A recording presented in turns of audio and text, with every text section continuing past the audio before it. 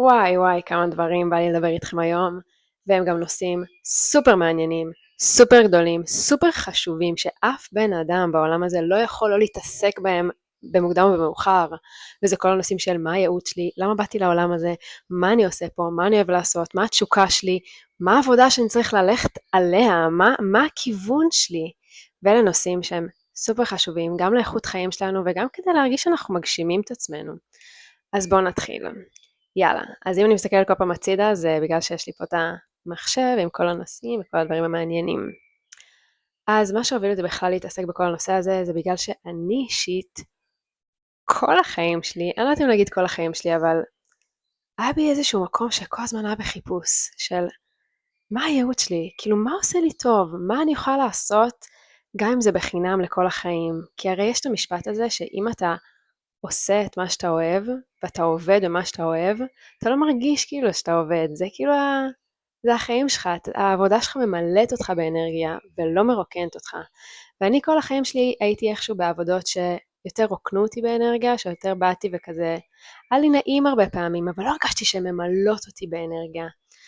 ואני חושבת שמאז שהתחלתי את הלימודים אצל נדר בוטו, פתאום ראיתי בן אדם שחי את הייעוד שלו, כאילו אפשר לראות, כולנו ראינו שהבן אדם בא, עומד מולנו ופשוט מתמלא באנרגיות, מסיים את היום הרבה יותר אנרגטי מאשר מאיך שהוא התחיל. ואותו דבר אני, זה יום לימודים מ-9 עד 6 אחר הצהריים, והייתי יוצאת מלאת אנרגיות, וזה פעם ראשונה בחיים שלי שככה הרגשתי, ואז אמרתי לעצמי, רגע, כשאתה עושה את מה שבאמת נכון לך, ושאתה בדרך הנכונה שלך, אתה מתמלא באנרגיות. מה זה הקונספט הזה? ובגלל זה ממש בא לי להעביר לכם את הדברים האלה, כי כל מה שאני אומרת, וכל מה שאני אומר בסרטון הזה, יעביר לכם איזשהו מיינדסט לחיים, ואיזשהו יכווין אתכם, יבהיר לכם לאיזה כיוון אתם צריכים ללכת. אז בואו נתחיל. טוב, דבר ראשון שאני רוצה להתעסק איתו, וזו שאלה מאוד מאוד גדולה. וזו שאלה שכשהגענו ללימודים בין השיעורים הראשונים, שנדר הרצה לנו, הוא בא ושאל אותנו שאלה כזאת. למה באתם לחיים? למה באת לחיים? למה באת לחיים? ואני רוצה ששנייה תעצרו את הסרטון הזה, ובאמת תחשבו מה התשובה שלכם לשאלה הזאת. כי אני יכולה להגיד לכם שאני, כשנתקלתי בשאלה הזאת, קודם כל קיבלתי קצת כזה, וואו, רגע, מה? בחיים שלי לא חשבתי על זה, כאילו, מה זה למה באת לחיים? ואז הוא הסביר לנו שהרי כשאנחנו רוצים לקבל איזושהי החלטה, אנחנו חושבים מראש למה אנחנו רוצים לקבל את ההחלטה הזאת. אם אנחנו רוצים עכשיו לבחור, לא יודעת, ללכת לקנות לאיזשהו משהו, אנחנו יודעים מראש מה הרצון שלנו, מה הסיבה, מה פה, מה שם. ואותו דבר פה, הרי אם אנחנו באיזושהי הסתכלות, בין אם זה אם אתם מחוברים לצד הזה או לא, של היינו נשמות, איפשהו, אלוהים יודע איפה, והרי בחרנו לרדת לעולם הזה. מה הסיבה שבחרנו לרדת? בשביל מה באנו? אז בהתחלה, כשהוא שאל את השאלה הזאת, היו כל מיני תשובות בקהל, תשובות מאוד מאוד מפוזרות, לא ברורות, עד שהוא בא ואמר לנו, אוקיי, בואו נגיד לכם ותגידו אם מתאים לכם. אנחנו באנו, אתם באתם, להשתלמות. באתם כדי לעבור פה התפתחות, ולעבור פה שיעורים. אני אפילו אגיד לכם איך הוא אמר את זה. ככה, מה דעתכם שכולנו באנו לחיים כדי לעשות השתלמות, ללמוד, לגדול ולהתפתח? מתאים לכם? לי זה התאים, הייתי כזה וואלה, יש פה איזשהו משהו, כי הרי כאילו אין לי תשובה יותר מוצלחת מזה, בוא נודה באמת. ואז הוא אמר, נכון, אז עכשיו כשאתם מבינים שכאילו באנו לפה ללמוד ולהתפתח, קודם כל מה זה אומר? זה אומר שעכשיו אם יש לכם איזושהי סיטואציה בחיים, איזשהו אתגר בחיים, איזשהו משהו שקורה לכם, בשביל זה אתם פה. בשביל השיעורים האלה, בשביל ההתפתחויות האלה, בשביל מה שקורה. זה המהות, זה המטרה, זה הקונספט של העולם הזה. ופתאום זה עשה לי שנייה כזה, וואו, רגע, אוקיי, אז כאילו כל מה שקורה לי בחיים זה אמור להיות. כאילו זה חלק מהקונספט, אני אמורה לעבור את השיעורים האלה, אמורה לעבור את ההתפתחויות האלה. אז זה כבר שנייה משהו שכאילו, אוקיי, מעניין, שנייה, בוא נעשה שנייה הסתכלות. ואז הוא שאל אותנו את השאלה הבאה. מי את? מי אתה? והרי כי כולנו באנו ללמוד ולהתפתח ולעבור פה השתלמות, אבל בוא נודה באמת, אני זה לא כמו אבא שלי, אני זה לא כמו אחותי, אתם לא כמו אחים שלכם, חברים שלכם, כל אחד הוא שונה. אז מה ההבדל בין כל אחד? ומה מייחד כל אחד? ומה הסיבה שהבן אדם הזה הגיע? מה הסיבה הספציפית? מה הסיבות הספציפיות? ואז שנייה על השאלה הזאת היא עוד יותר, כאילו, אם על השאלה הראשונה לא ידעתי איך לענות, אז זאת אני כאילו, איך עונים על מי את? מאיפה אני? זו השאלה הכי כללית בעולם, כאילו זה כזה כמו ברעיון עבודה, אבל ברעיון העבודה אתה כזה מנתב את זה לכאילו דברים שקשורים לעבודה, אבל מי את בשאלה הכי כאילו גדולה, איך עונים על זה? אז בואו אני אסביר לכם איך עונים על זה. הוא הסביר לנו ככה, אלוהים, אפילו לא אלוהים, אם יש לכם קושי עם אלוהים, בואו ניקח אפילו מילה אחרת. יש שני סימנים שבהם, איך הוא הגדיר את זה? רגע, יש שני סימנים פשוטים, סימן העושר וסימן הסבל. מאוד קל לזהות את המקומות שאנחנו מאושרים ואת המקומות שאנחנו סובלים, והאמת שיותר קל לנו לזהות את המקומות שאנחנו סובלים. עכשיו ככה, תעשו רשימה של צד אחד, תרשמו מה גורם לכם לאושר, וצד שני מה גורם לכם לסבל. אבל אני רוצה לשים לכם דקות מסוימת, וכאילו אתם יכולים עכשיו גם ממש לקחת דף ועט ולעשות את זה, אבל שימו לב שבמקומות של האושר אתם רושמים דברים לא שנתנו לכם, לא של כאילו אני מרגיש אושר כשנותנים לי משהו, כשנותנים לי בגדים, כשנותנים לי, שעושים עבורי משהו, לא, ממש לא זו הכוונה. וצריך להפריד פה בין אושר לתענוג, כי הרבה אנשים מתבלבלים עם זה, וזה דקות שהיא משמעותית. ההבדל הוא שאושר, קודם כל אושר זה לא רגש, אושר זה התרחבות של התודעה. לעומת תענוג, שתענוג זה באמת משהו שבאמת מרגישים אותו, והוא גם משהו יותר רגעי. אושר זה כשאתה נותן איזשהו משהו, כשאתה נותן אבל כאילו באהבה, כשאתה נותן מאיזשהו רצון של אהבה, בלי איזשהו, מכירים את זה שכזה, טוב אני אתחיל את זה אחרת. תענוג זה ממקום של קבלת דבר, עכשיו מישהו נותן לי, וואלה זה כיף, זה ממלא, זה נחמד, מגניב, אחרי כמה דקות עובר. ואני לא אומרת שיש בזה דבר רע, זה נפלא. אבל בוא נגיד שאם נסתמך על זה כל החיים, זה לא חיים יציבים, זה באיזשהו תלות כל הזמן. אושר זה כשאתה נותן לבן אדם אחר, וכשאתה נותן אבל באמת מאהבה, לא כי הרגשת שכזה היית צריך או לא מריצוי, ישימו לב לדקות הזאת, ושם יש איזושהי תחושה שהיא מרחיבה, איזושהי תחושה שהיא הרבה יותר יציבה, ולזה אני מתכוונת אושר. אז בכל מה שאתם רושמים בצד של האושר, שימו לב שהם דברים שאתם עושים באהבה שגורמים לכם לאושר. אז אלה שני הדברים האלה. עכשיו, אחרי שאתם עושים את הטבלה הזאת, אתם רושמים לעצמכם את כל הדברים שגרמו לכם סבל בעבר, את האירועים, את הסיטואציות, את המקרים, בין אם זה בילדות, בכל מיני גילאים. עכשיו אני רוצה להגיד לכם נקודה חשובה. כל מה שקשור לייעוד שלכם בחיים, יהיה קשור או לסבל, או לאושר שאתם חווים. מה שלא יהיה קשור לייעוד יהיה ניטרלי, וזה משפט שלוקח כמה זמן להבין אותו. יכול להיות שאתם לא תבינו אותו עכשיו בשמיעה הראשונה, יכול להיות שאם תשמעו את הסרטון הזה שוב פעם פתאום ירדו לכם יותר אסימונים, כי לוקח שנייה זמן להבין. וגם אני חושבת שאולי בסוף הסרטון הזה דברים יותר כאילו יקליקו לכם בראש, כי זה דברים שנבנים אחד על השני. אז כל מה שאתם מרגישים וחווים בחיים שלכם, שזה האושר והסבל, יהיה קשור לייעוד שלכם. זה הייעוד שלכם. אם תזכרו מה אמרתי בהתחלה, אנחנו באנו לפה ללמוד ולהתפתח. בואו נמשיך הלאה, בואו נראה אם לאט לאט אתם תבינו את הקונספט. עכשיו, מאחורי כל סבל בטבלת סבל שלכם, תשימו לב, ובכללי, כל סבל בחיים, יש איזושהי ציפייה ואכזבה. ציפיתם ל-X והתאכזבתם כי קרה Y. עכשיו, כל הדברים שאתם בציפייה לאחר, אתם באיזושהי תלות, אתם באיזשהו מקום שא' הוא גם לא יציב כזה, כל הזמן אתם תלותיים במישהו אחר. והציפייה הזאת היא בעצם הנקודה שצריך להתמקד בה כדי להבין מה אנחנו באנו לתת. והנקודה היא ככה, כל הדברים שאנחנו ציפינו להם, אנחנו צריכים ללמוד לתת אותם לאחר.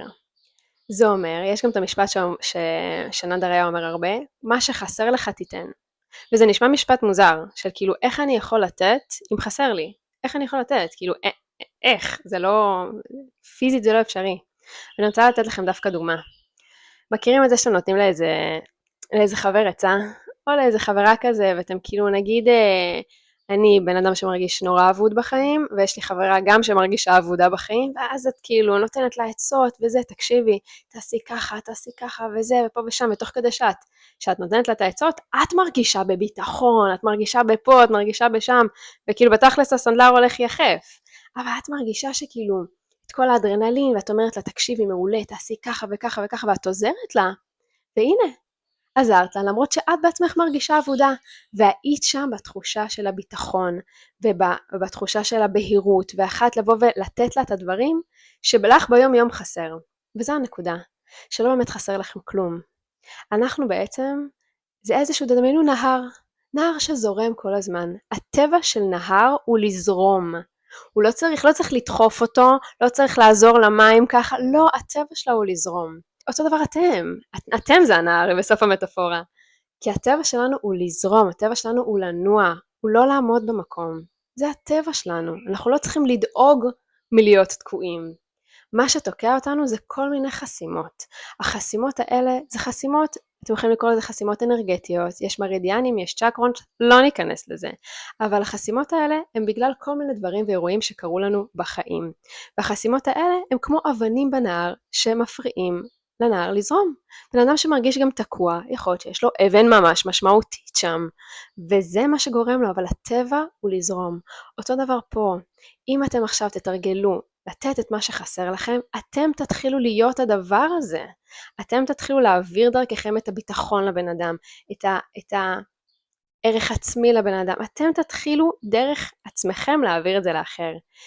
ואז אתם תבינו שכל מה שאתם מצפים לקבל מאחר, אתם יכולים למלא את עצמכם לבד, על ידי נתינה לאחר, ולהרגיש גם את המשמעות הזאת, גם איזה כיף זה לתת עצה לחבר, איזה כיף זה כאילו שאומר, וואי, תודה אחי, כאילו עזרת לי, זו הייתה עצה טובה, כאילו זה, יש פה משהו ממלא, נתת באהבה, אפילו לפעמים לא התכוונת, אבל נתת באהבה, ואתה מרגיש התמלאות, זה מה שאני מתכוונת שאני מדברת על האושר. עכשיו, בואו שנייה נחזור ונמקד את הדברים, כי גם בא לי שיהיה פה משהו שהוא פרקטי ושימושי לכם. מעבר למיינדסט שאני רוצה שניכנס אליו, אני רוצה גם לתת לכם משהו שהוא באמת, שאתם יכולים עכשיו לבוא ולעשות עם עצמכם סדר. אז אחרי שאנחנו חושבים על כל הציפיות שלנו מאחר, אני רוצה שנייה לגעת בנקודה אחת. הרבה אנשים מחפשים את הייעוד שלהם בחיים, והם מתמקדים רק בכיוון אחד, שזה הכיוון של העשייה המקצועית, הקריירה. אבל אנחנו שוכחים שיש עוד כל כך הרבה רבדים לחיים. יש גם ייעוד שהוא משפחתי, ייעוד שהוא גם זוגי, ייעוד שהוא רוחני, ייעוד שהוא חומרי, יש כל מיני ייעודים בחיים. וחשוב לשים לב לכולם, וגם לשים לב שהאנרגיה שלנו באמת עם פוקוס לכל שאר היהודים, כי רק קריירה לא מספיק, רק צד של כזה להתעסק במשפחה, בלי הגשמה, בלי העשייה, גם זה לפעמים לא מספיק. אז צריך גם לשים לב לעניין הזה, אז גם כשאני מדברת על כל היהודים וכל הסבל והציפייה וזה, זה מדובר באופן כללי, כי כשאנחנו יודעים את המהות שלנו, את התמצית שלנו, ככה בעצם אנחנו נדע איך לפעול בכל הרבדים. אז הסרטון הזה באמת הוא סרטון שהוא יותר נותן את הקרקע, נותן את המהות הבסיסית שממנה אפשר לפעול ולמצוא את הייעוד שלנו בכל התחומים, בכל הדברים הקטנים, בכל הנישות של החיים.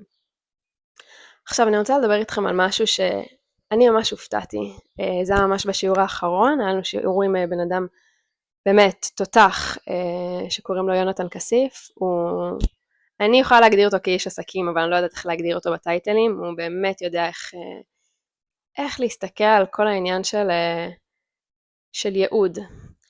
והוא אמר לנו ככה, כל אחד פה נולד עם איזשהו ייעוד בחיים, איזושהי מהות, והמהות הזאת לא משתנה. לא משתנה, נולדתם ואתם עד יום מותכם, זה יהיה המהות שלכם. מה שכן ישתנה, זה העשייה שלכם. העשייה שלכם כל הזמן תשתנה. והוא הוביל אותנו דרך ארוכה כזאת של כל מיני שאלת שאלות, כדי להגיע לאיזשהו תמצית הזאת, שהיא בעצם המצפן, מה שבעצם יהיה כמו הדבר שיוביל אותנו בדרך, כמו מצפן לכל דבר. ואני רוצה לתת לכם רק את המשפט מצפן הזה, כדי שיהיה לכם, וגם יכול להיות שבהמשך אנחנו נעשה עוד סרטונים, כדי שאני אעזור לכם להגיע למשפט הזה, אבל גם המשפט הזה בעיניי מאוד מספק, מאוד תמציתי, מאוד עוזר למקד אותו. והמשפט הולך ככה: אני כאן כדי להביא את ערך דרך התשוקה שלי באמצעות היכולת שלי עבור אנשים עכשיו, אני אשים לכם כמה דוגמאות על המסך כדי שתראו איך זה הולך. בעצם המשפט הזה הוא לא יעד, הוא מצפן, כמו שכבר אמרתי. הזהות לא משתנה, היא כן יכולה להתעצב, כן כל מיני כזה דברים יכולים להשתנות, אבל היא נשארת אותו דבר. אבל העשייה יכולה להיות כל כך שונה ומגוונת, בכל כך הרבה תחומים, בכל כך הרבה דברים קטנים, וזה היופי. שהמשפט הזה הוא בעצם המקום שגורם לכם לאושר, לסיפוק, לדבר שאתם כאילו מרגישים שאתם יכולים, שאתם הכי נהנים לעשות אותו, הכי נהנים לעזור בנישה הזאת, בדבר הזה. וכשיש לכם אותו, יש לכם את היכולת לקבל החלטות בצורה הכי מהירה, הכי קלה, הכי פשוטה שיש, כי אתם יודעים מי אתם, מי המהות שלכם, מה נכון לכם ומה לא נכון לכם. אז אני רוצה שנייה להתחיל כבר לסכם, ולהגיד שמה שדיברתי פה היום בסרטון הזה, הוא איזשהו מיינדסט של חשיבה. אני מאז שהבנתי עם עצמי את כל הנושא הזה של, בשביל מה באתי לעולם? מה אני עושה פה? כאילו מה הקונספט הזה? זה גרם לי קודם כל להיות יותר בקבלה לשיעורים שאני עוברת בחיים. כי הרי כל הזמן יהיה לנו אתגרים, כל הזמן יהיה לנו ups and downs, כל הזמן יהיה לנו כל מיני שיעורים לעבור בחיים האלה. וכל הקונספט של החיים האלה זה ללמוד, ליהנות מהם, לקבל אותם, כי הם תמיד יבואו. וככל שנלמד לקבל אותם וליהנות מהם ולזרום איתם, ככה בעצם נהנה בחיים, כי הם תמיד יבואו. אז הלמידה היא בעצם ללמוד לקבל, ללמוד לזרום איתם. ואז זה בעצם מה שיקנה לכם את המיינדסט של האיכות חיים הטובה בחיים, את ההנאה בחיים. כי זה איזושהי תחושה של לא משנה מה יקרה לי, אני יודע להתמודד עם זה, אני יודע לקבל את זה. וזה מיינדסט, וואו, אימאלה, של, תחשבו מה זה, איזה סנטר זה, איזה מטורף זה, ואת זה אני ממש רוצה להעביר לכם, ונורא רוצה גם בסרטונים הבאים שלי, כמה שיותר להכניס אתכם להלך רוח הזה, של הסנטר, של לא להיות תלוי באף אחד, שאתם המקור של הכוח, שאתם המקור של העוצמה, כדי לתת לאחרים, להיות באיזושהי עשייה של אהבה, של כיף, וגם השפע הכלכלי הגיע, השפע הוא לא המטרה, כי גם מה נעשה עם זה? זה רק אמצעי, זה רק אמצעי להמשיך ולפעול וליהנות ולהיות מאושר ולהמשיך להתקדם ולעבור את השיעורים ולהתפתח, כי בסופו של דבר כולנו ניפגש בבית הקברות, זה הקונספט, זה קונספט שהוא מאוד ספציפי, כי אין פה יותר מדי אחורה קדימה, אי אפשר להחליט לדרך אחרת, אי אפשר להגיד אני לא אמות, זה יקרה במוקדם ובמאוחר, אז בואו נלמד לחיות. אז בואו נראה שלא פספסתי איזה משהו שרציתי להגיד. נראה לי שלא, אנחנו נסיים כאן עם המיינדסט הזה. אני ממליצה לכם לשמוע את הסרטון הזה כמה וכמה פעמים, כי כל פעם יורדים עוד ועוד תובנות. אני יכולה להגיד לכם שנאדר חזר על הדברים האלה כל כך הרבה פעמים במהלך השנה, ואין מה לעשות, הבנתי דברים בפעם העשירית שלא הבנתי בפעם הראשונה, והוא אמר את אותם דברים, וזה מחלחל יותר ויותר לעומק.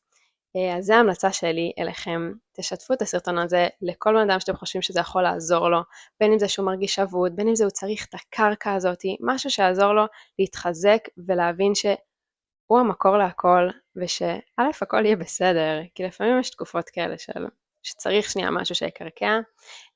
למי שלא עוקב, מזמינה אתכם לעקוב, כי יש עוד המון תכנים והמון דברים סופר כיפים, סופר מעניינים, סופר מעשירים שאני מתכננת לעשות. וזהו, חבר'ה, אנחנו באנו ליהנות מהדרך, וזה מה שאני הולכת לעשות פה. אז יאללה, ניפגש בסרטון הבא.